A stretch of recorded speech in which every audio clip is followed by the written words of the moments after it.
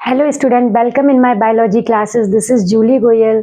हम पढ़ रहे हैं 12th क्लास का chapter number 5 principle of inheritance and variation. आज के इस वीडियो में हम बात करेंगे डिसीज थैलेसीमिया। ठीक है, as we know very well that is a disease, which type of the disease? Autosomal recessive disease. तो ऑटोसोमल रिसेसिव डिसीज के बारे में हम पहले भी बात कर चुके हैं कि वो डिसीज जो ऑटोसोम्स पर होती है वो कहलाती है ऑटोसोमल रिसेसिव डिसीज। और रिसेसिव की बात अगर हम बात कर रहे हैं तो इसका मतलब क्या हुआ कि जब वहां पर जो रिसेसिव जीन है वो इंडिपेंडेंटली अपने आप को एक्सप्रेस करेगा तब ये डिसीज होती है। ओके, तो ये कहां पर आता है? ये अगर हमें देखने को मिलता है, ये मेंडेलियन डिसऑर्डर है। ठीक है, अब यहाँ पर हम बात करेंगे कि यहाँ पर ये जो डिसीज होती है वो कहाँ होती है, कैसे होती है, कौन सा डिफेक्शन होता है, कहाँ पर डिफेक्शन होता है, इस पर बात करेंगे। तो जो थैलेसीमिया है वो एक ब्लड रिलेटेड डिसीज है।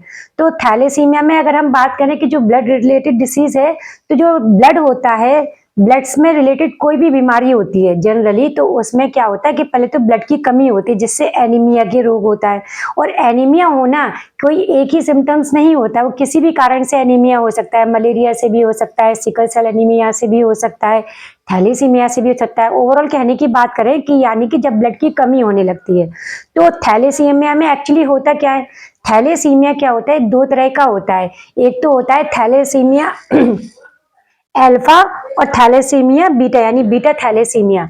तो एक्चुअली जैसे मैं पता है कि जो हीमोग्लोबिन होता है, जैसे ये तो होती है आरबीसी, ठीक है ना, ये आरबीसी है। अब आरबीसी की अगर हम बात करें, ये जो आरबीसी का स्ट्रक्चर है, इसके ऊपर होता है हीमोग्लोबिन, होता है, सबको पता है। अगर इस हीमोग्लोबिन में कोई चेंज आएगा तो ये ना ऑब्वियसली है कि ये ना इसकी आरबीसी को भी, सॉरी ब्लड को भी, ब्लड सेल्स को भी डिफेक्ट करेगा, आरबीसी को भी डिफेक्ट करेगा। तो जो हीमोग्लोबिन होता है, हीमोग्लोबिन एक्चुअली होता है क्या है? जो हीमोग्लोबिन होता है वो ना दो अल्फा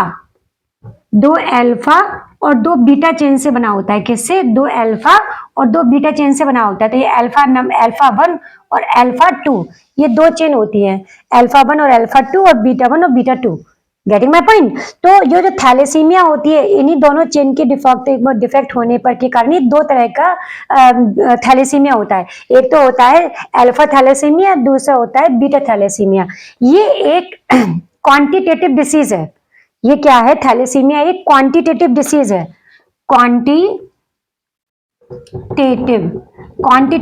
और जैसे हम सिकल सेल एनीमिया की बात करें, चूंकि अभी तो इस साल नहीं आ रहा है, लेकिन फिर भी तो वो कहते हैं दो तरह की डिसीज होती है। एक तो होती है क्वांटिटेटिव और एक होती है क्वालिटेटिव।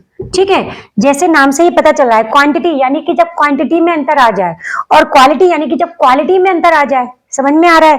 तो क्वांटिटी और क्वालिटी में अंतर क्या हुआ कि लिसन, जब हीमोग्लोबिन की चेन में जब क्वालिटी में अंतर आ जाता है, जब उसकी क्वालिटी में अंतर आ जाता है, तो उससे होने वाला जो डिसऑर्डर होता है वो डिसऑर्डर कहलाता है क्वालिटेटिव डिसऑर्डर। ठीक है, और जब उसकी क्वांटिटी में अंतर आ जाता है, क्वांटिटी मतलब क्या हुआ कि यानी इसकी मात्रा में अंतर आ जाए, यानी कम और ज्यादा में अंतर आ जाए, तो ऐसी डिसीज कहलाती है क्वांटिटेटिव। तो जो थैलेसीमिया है, थैलेसीमिया एक क्वांटिटेटिव डिसीज है,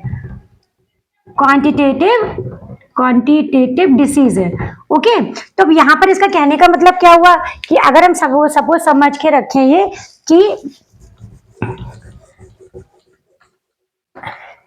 कि मान लो कि जो आरबीसी है, मान लो इसमें कई सारे अमीनो एसिड का एक ग्रुप है, कितने भी हो, और जब इसमें जितना भी अमाउंट में इसके अमीनो एसिड से जो आरबीसी बनती है, हीमोग्लोबिन बन रहा है, उसमें पूरे ना बन के उसके नंबर्स रिड्यूस हो जाएं।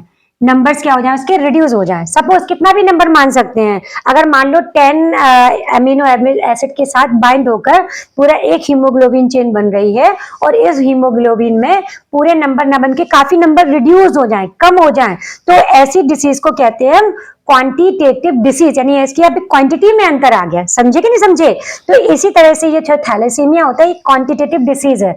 और जैसा कि ये दो तरह की होती है, मैं पता है, तो यहाँ पर क्या होता है, अगर हम पहली बात करें कि अल्फा थैलेसीमिया, अल्फा थैलेसीमिया जो होता है, ये क्रोमोसोम नंबर 16 के डिफेक्ट होने पर होता है, क्रोमोसोम नंबर 16 पर। जैसे कि हम बात करें कि ये क्रोमोसोम का स्ट्रक्चर है, ठीक है ना। और इसमें जो दो एलील्स हैं, ये दो एलील्स हैं, क्या है, अल्फा 1 और अल्फा 2, ये दो एलील्स हैं। जब ये दो एलील्स अपना फंक्शन पूरी तरह से अच्छी तरह से ना करें, जिसके वजह से इनकी क्वांटिटी में अंतर आ जाता है, और जब ये अंतर हीमोग्लोबिन की अल्फा चेन पर आता है, जब इसकी हीमोग्लोबिन की अल्फा चेन पर आता है, तो ऑब्वियस सी बात है कि यहाँ पर जो अल्फा चेन बन रही है उसकी जो क्वांटिटी होगी वो कम होगी। ऐसा होता क्यों है?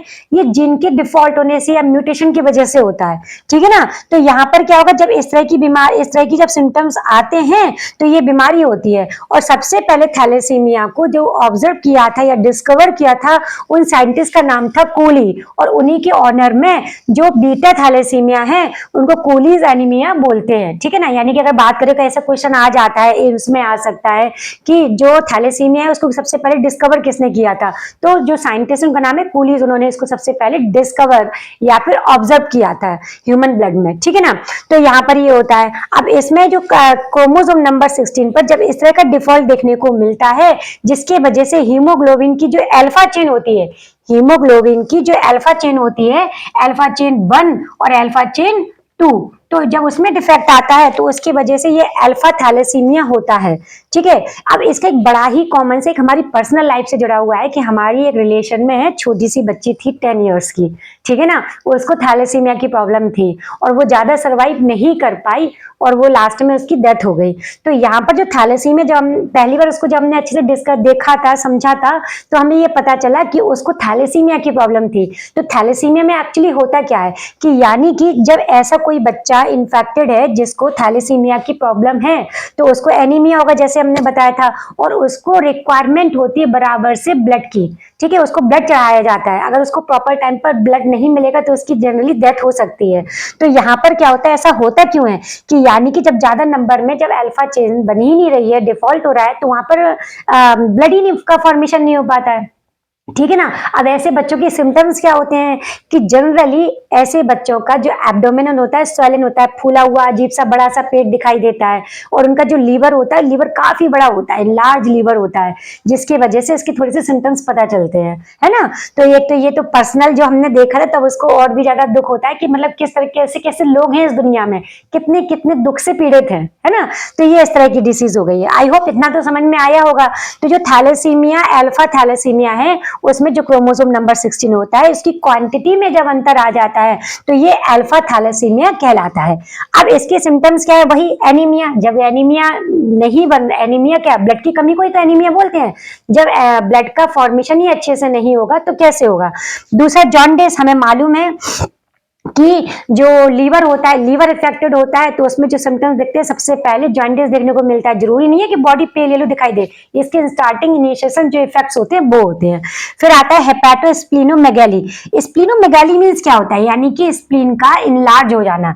अगर आपने पढ़ा हो तो ये भी बिल्कुल एकदम नॉर्मल बात है कि हमारी बॉडी की जो आरबीसी होती है उनका पर्टिकुलर एक लाइफ स्पान होता है। जैसे हम आरबीसी की बात करें, इसका लाइफ स्पान 120 डेज होता है। तो 120 डेज के बाद ये स्प्लीन में जाती हैं, और स्प्लीन को हम ग्रेवयार्ड ऑफ द सेल्स भी बोलते हैं, आरबीसीज भी बोलते हैं, और वहां पर जाके रिन्यू होकर बाहर आते हैं। रिन्यू मतलब है कि मतलब नई नई सेल्स बन के बाहर आती हैं, और जब ये स्प्लीन ही बेटर तरीके से काम नहीं करेगा तो वो स्वेलअप हो जाएगा, यानी बड़ा इनलार्ज हो जाएगा, जिसकी वजह से स्प्लीन बढ़ जाती है। तो इसको बोलते हैं splenomegaly. Next is bone structure जो होता है इसका चेंज हो जाता है। अब बोन स्ट्रक्चर से क्या मतलब होता है, जैसे अगर हम बात करें कि ये हमारी बोन है, ठीक है ना, और बोन में हमें पता है कि जो आरबीसी का फॉर्मेशन होता है वो बोन मैरो में होता है, ठीक है ना। अभी हम 12th क्लास में और भी चैप्टर्स पढ़ेंगे, उसमें इसके बारे में ही बात करेंगे। तो जो आरबीसी का जनरली फॉर्मेशन होता है वो कहाँ पर होता है, बोन मैरो में होता है। सिंपल सी बात है, जब यहाँ पर आरबीसी का फॉर्मेशन होगा और यहाँ पर जो आरबीसी जो बनेंगे वो जिस हीमोग्लोबिन की वजह से बनेंगे, और उस हीमोग्लोबिन की अगर अल्फा चेन ही डिफेक्टेड है तो ऑब्वियस सी बात है कि वहां पर जितने भी आरबीसी या हीमोग्लोबिन चेन बनेंगे सारी की सारी डिफेक्टेड होंगी, जिसकी वजह से जो बोन है उसको भी नरिशमेंट कहाँ से मिलता है, इन्हीं आरबीसी से तो मिलता है, जिसके वजह से उनकी बोन्स में भी चेंजेस आ जाते हैं। आई होप समझ में आया होगा, ठीक है ना। अब हम नेक्स्ट की बात करते हैं बीटा थैलेसीमिया। बीटा थैलेसीमिया की जो डिसीज होती है वो ना अल्फा थैलेसीमिया के कंपैरिजन में थोड़ी सी माइनर होती है। इसमें थोड़े से सिंपल से सिम्टम्स देखने को मिलते हैं, जिसकी वजह से इसको कूलीज एनीमिया भी बोलते हैं, कि इसमें केवल एनीमिया देखने को मिल जाता है और ये इतनी डेंजरस नहीं होती है जितनी कि अल्फा थैलेसीमिया होती है। बाकी सिम्टम्स कुछ इसी तरह के होते हैं, लेकिन इन दोनों में एक बड़ा डिफरेंस ये है कि इसमें जो डिसीज होती है वो क्रोमोसोम नंबर 11 पर होती है, क्रोमोसोम नंबर 11 पर होती है। यहाँ पर इसमें जीन इफेक्टेड थे, यहाँ पर एलील में केवल एक जीन ही इफेक्टेड हो सकता है, कभी कभी दो भी देखने को मिलते हैं। अब इसमें भी क्या होता है कि इसमें भी वही चीज होती है कि वहां पर जो अल्फा चेन इफेक्टेड थी, यहाँ पर बीटा चेन इफेक्टेड हो जाती है, और बीटा चेन का जो फॉर्मेशन होता है वो थ्रू आउटली अच्छे से नहीं हो पाता है, जिसकी वजह से डिसीज हो जाती है और एनीमिया इसमें देखने को मिलता है। अगर हम बात करें कि सपोज अगर किसी प्रेग्नेंट लेडी को थैलेसीमिया हो जाए, किसी प्रेग्नेंट लेडी को थैलेसीमिया हो जाए, तो उसका सबसे बड़ा इफेक्ट दिखता है उसके डेवलपिंग फीटस पर, ठीक है ना।